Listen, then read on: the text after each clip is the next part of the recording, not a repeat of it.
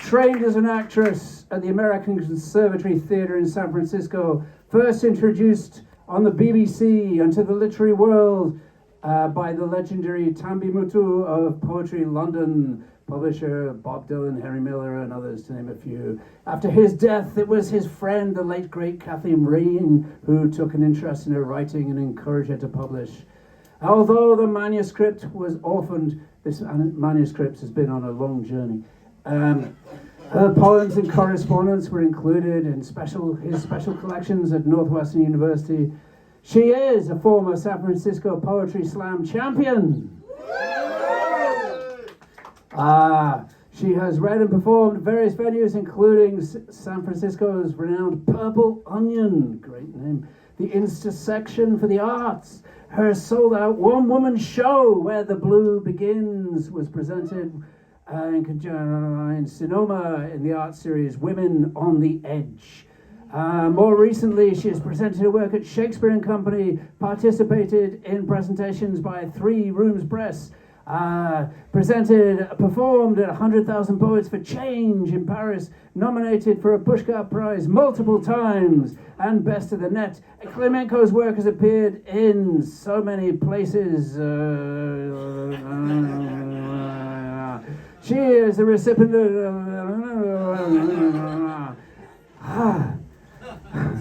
But now...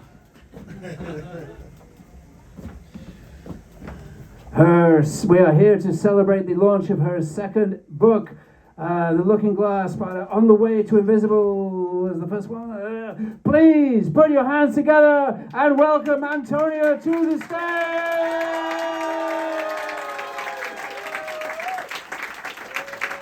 Thank you. As I once wrote in a poem inspired by my son, because only that which we cannot see is worth looking at. Because only that which may be felt is real. And this, my friend, is one of those moments. Okay.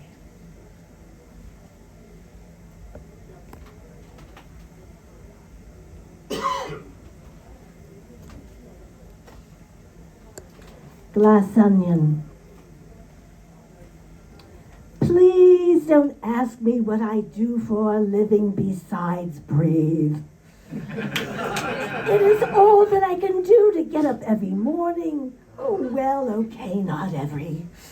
To make it through the night, to care for this human flesh that pays the barking bills, launders that second skin, drags the comb through thinning hair days, which will surely be hair today, gone tomorrow, though life goes on and on. Suffering is my profession, my preoccupation, my greatest ambition. I specialize in depression. I'm fluent in pain, and I cry like nobody's business. This is what I live for. Oh, what I'd give for just to peel back one more layer of skin, to see how the other half lives, to offer up another tear, another year of unadulterated sin, to feel and be healed by the scent and touch of it, the too little and too much of it. But even when there is nothing and no one to return to in the evening, there is always, I must be dreaming. As I catch my own reflection, oh God, is that really me? I have to laugh. Gray roots, missing button, yesterday's dribble down my undress. Who else, I sigh, but my own work in progress, ready to give life new meaning. With every sigh, with each small death, I pass my hand through the all-nothing of me, the blessed dismembered all humanity, other mirrors, other lives, other layers of myself, transparent, transformed, translucent, are reborn with just one glimpse in the looking glass. Hello, I say, waving back. I remember you.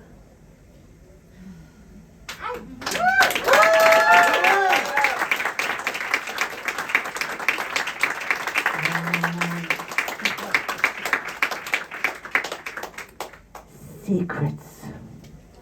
In the dark she would whisper all the ways I could go. Off the ledge, a speeding car. No one would have to know. Bury myself inside myself, or maybe under a scalpel. Be consumed by alcohol. One bite of a poisoned apple. Two girls still in pigtails, leading second-hand lives. We wiped blood off floors, our swollen lips won her inner thighs. Polished silver with our tears while the living room was dying. All the shades were at half-mast, leaky faucets all but crying. We shared the unspoken 6 years apart. I never ever told on her. I didn't have the heart. We ate scraps off broken plates, gnawed on bones down to the marrow, counted blessings on both fingers that our escapes were only narrow.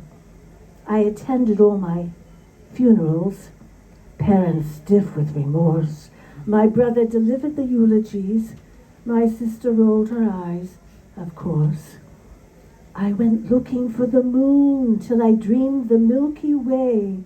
How I floated out of my body remains a mystery to this day. Say what you will, but what else can I say? One was a good girl, the other was not. I said very little, and that said a lot.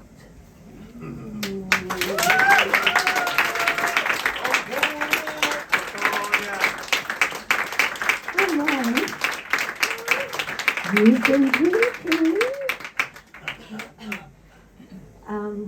I kind of identified with Cinderella as a child, but who knew that I would end up trying on glass slippers in the city of light? My brother lived there now. He was a kind man, a one-of-a-kind man. Today my brother is taking in another stray. Tomorrow he will adopt all the fleas in Paris, feed them organic honey, inspire them to engrave devotional hymns on the head of a needle, and still leave room for the saints. The year was 1969. I didn't meet any saints that year, but I did meet a rather charismatic and curious gentleman at a party. His mustache was out to here, and on his perched on his shoulder was a miniature monkey on a leash. His name was Salvador Dali, and he looked as if he had just stepped out of one of his paintings. This is a longer story. Not too much longer, but it's a longer story. Anyway, Sal, I like to call him Sal, later inspired some of my artwork. You can see some of him on my cover, the collage there. And I remember writing in my journal one line that would later grow up to be a longer poem, albeit a modest one, in this very book. And that line was something like, one evening stand on the sky and dare to paint your world without a wooden frame. Then climb into the painting. And so I did.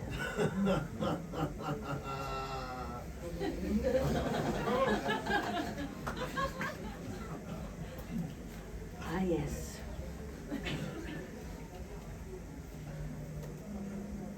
Paris, my mirror, my memoir. city of light, of image, of reflection, imagine, nation, illumine, nation, boasting wide boulevards of art, history, and romance where writers shopping for images, stunning dreamscapes, fantasias, voyeurs in gilded cages wrought of iron and vintage tears lose themselves through your eyes, our own slowly turning in your seasons, your cycles, your echoes, your impressions, our obsessions, creme brulee and caramel, enchanting children's carousels, Claire de Lune, Jules et Jim, Sundays in the park with George Seurat and Whitman. So here I was in the city of light, but completely in the dark as to how to find a prince. Why is your mouth an open wound that never weeps? Surely you own a sound that can open at least one door to heaven that can enter me, whole or not at all. Even the city cries at night. I have heard it sobbing under the straining metal of its mighty erections. I have heard it moan under the topple of stars that melt in the sky. Dying street lamps stare back at the press of your body as you pour yourself into me, a thin wine, before its time. And still your hand urges me to perform the ceremony of molten dream as the moon gets tangled in the web of your smile. I cannot weep enough for both of us forever. Life is not a contest, and already it is dawned. Dawn, even in awe of your silence, and it is profound.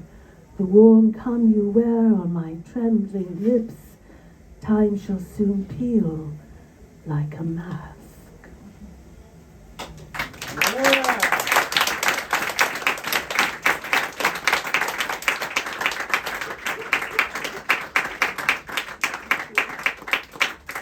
And an excerpt from a longer poem titled What Might Have Been.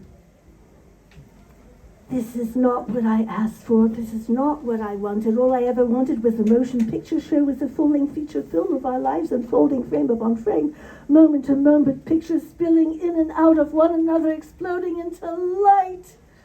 All I ever wanted was a little truth in the old dark room. Instead, you hand me a snapshot of yourself, a face with no neck or hands. God knows what you do with me, better I remain in some dark, undisclosed place, a lost country whose language you cannot speak, whose undeveloped terrain you will never explore, abbreviate, or retouch. But you, ever the tourist, continue to reload the camera of your eyes, rolling them with the cheap film of your Polaroid past. Eyes that leave but never arrive. Eyes that follow me wherever you go, the barrel of your telescopic lens, that glossy projector, that other loaded gun pressing softly against my photographic plate.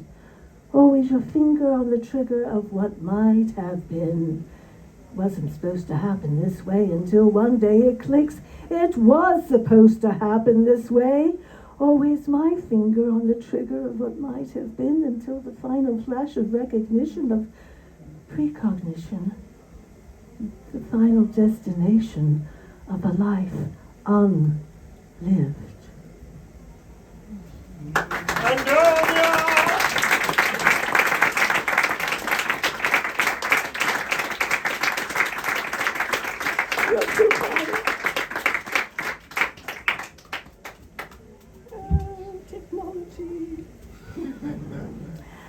During World War II, many searched for love. Some even slept with the enemy. This is a slightly surreal Dada poem against the war, titled Art Isn't Dead, It's Still Dying. How you plan to kill time means nothing to me as your troops invade my body. Outside, the city falls to its knees. I hold it crying in my arms as I fall in love with strangers Come, my friend, let us crucify the hour, minute hands nailed to the cross, our faces slowly turning like dollies, melting clocks to and from the horizon. Please, let us hurry, we must go. There is no arguing the yes and no of night and day. But first, let me murder the piano, one by one and in every key, lifting and lowering each tone into its ebony grave, its ivory tower, raising even the dead in living color, as only an impressionist can, who draws pictures and no conclusions. My blood spilling onto the human canvas, stretched beyond all measure, lampshades of skin and ash. How beautiful the light that carries the weight of its own unbearable absence. See how the undying wave to you now from the unframed corners of my mouth, this other gas oven, in muted screams of crimson and orange, bewildered yellow, muffled brown, acoustic blue, how sudden inspiration, Dada, Mama, can explode like shooting stars or automatic fire into the tone-deaf illusion of pitch-black nothingness. Come, let me recreate the fluorescence of your smile. Let me reinvent myself as I, on display, walk these random streets, freshly garbed in widow's weeds. Paris, 1942. Even now as I speak, I am painting my screams green. I am dyeing my hair red as only the colorblind can. I am changing my name to Violette, and I am returning to that other country. I, a Russian Dada refugee, as cumbersome, as obscure, as open as any French door by Marcel Duchamp, my window panes, translucent, fragile cities of light, my memory polished beyond recognition, my nose pressed to your shattered glass Paris, my mirror. Oh, Paris, how often I have wandered your truth, looking for me in search of you. And where is God when I need her now to find my way back in the dark? Please, let us hurry. Let's go home. Let us marry the bed. Let us marry the mirror. Let us marry this moment. My fingers kneeling before yours in prayer, folding the blessings of faceless angels into the corners of my mouth. Only this. There is no other moment. Only this. Crossing the threshold of dream, passing through our veil of tears, crossing myself as you enter me through the window of my reflection, transcendent, decoded, holy, yes.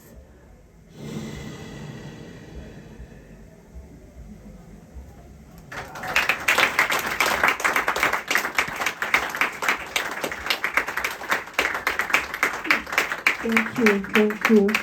So one day you may feel like painting the stars, and then another you may spend the day in self-reflection. This next poem is for our friend Jack Cooper. Hello, Jack. And it's titled Within the Without.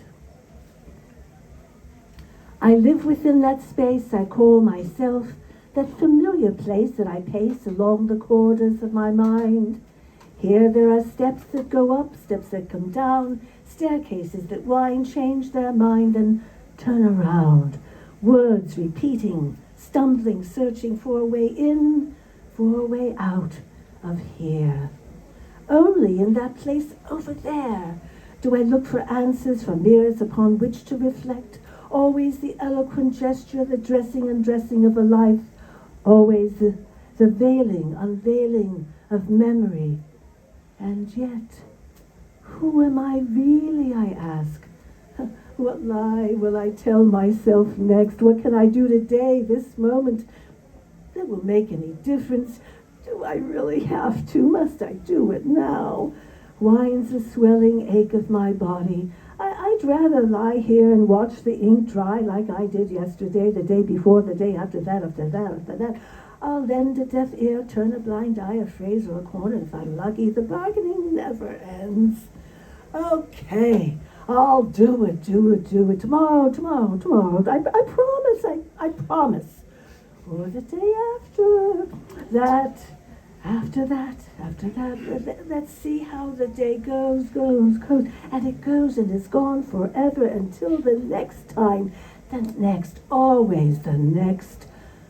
Only I'm still here in the museum of my soul, a refugee in a place I once called home, my mind an ancient library on borrowed time, my heart breaking on every horizon, or worse, crumbling in the fate of my hands. But how are you, my friend? Only I can't think of you just now. Please forgive me. But please give me this day our daily suffering. Yours truly, disconnected, coated in dust and regret, used to answer all my calls. Now only my dog knows who I am, and the suspense is killing me.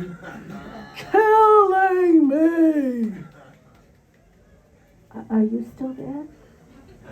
Sometimes I forget to remember there is meaning, how magically it unfolds and reveals itself while I, a legend in your own mind, plummet, not so silently, through all the shattered windows of my dreams. Sometimes I conceal myself from myself, visibly, invisibly, hiding behind the shadows I alone have created.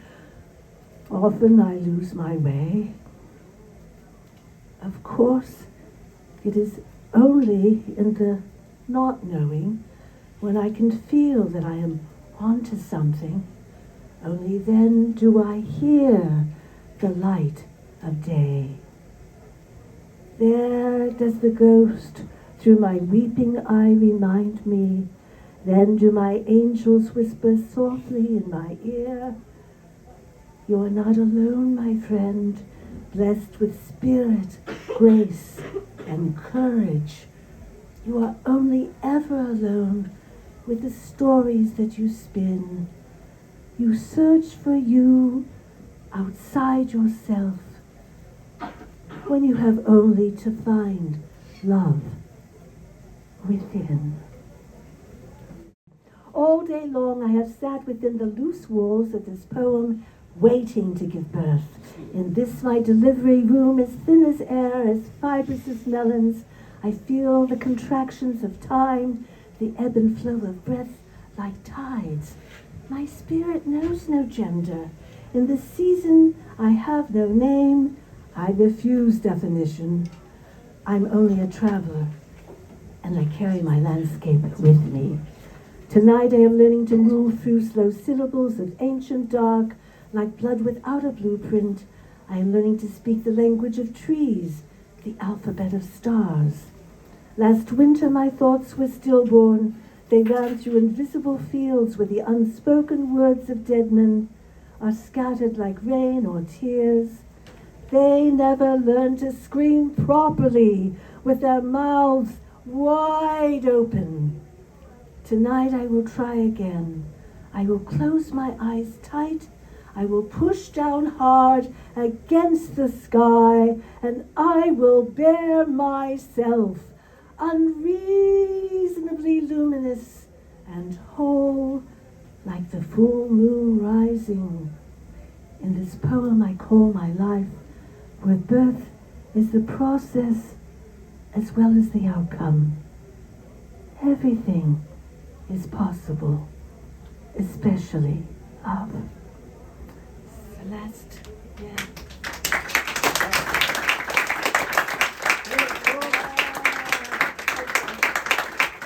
These are two last very short poems. The first one is called Sea of Dreams after Rimbaud.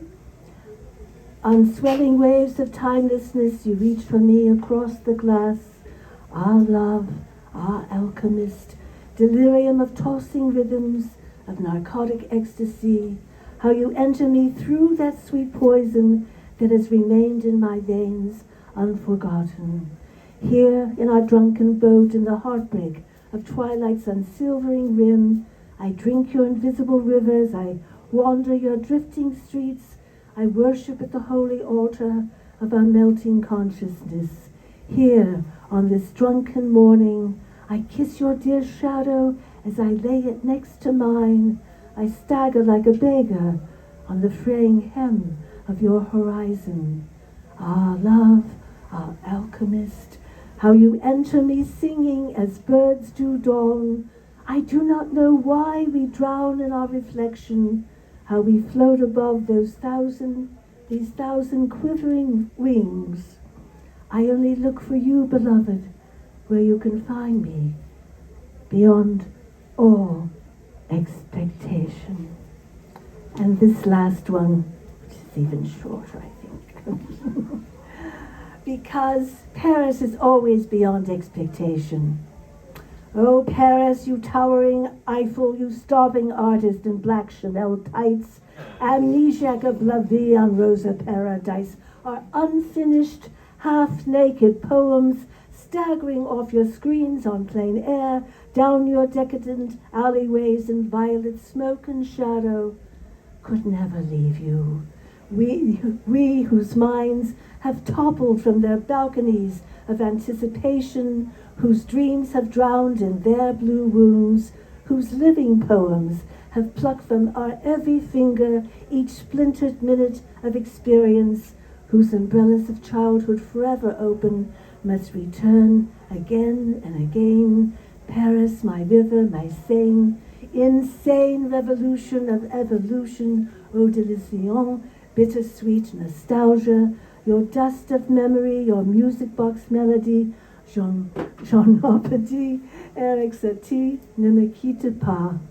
Residence permanent of Oscar Wilde, of Piaf, Morrison, Sartre, my heart and her chamber choir, of broken records, my heart and her chamber orchestra, my nose pressed to your shrouded glass.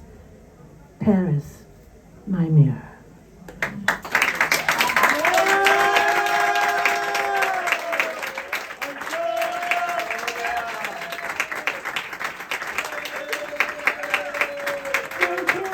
Thank you for helping me to find my way. Thank you for being my mirror. I love you guys. Thank you.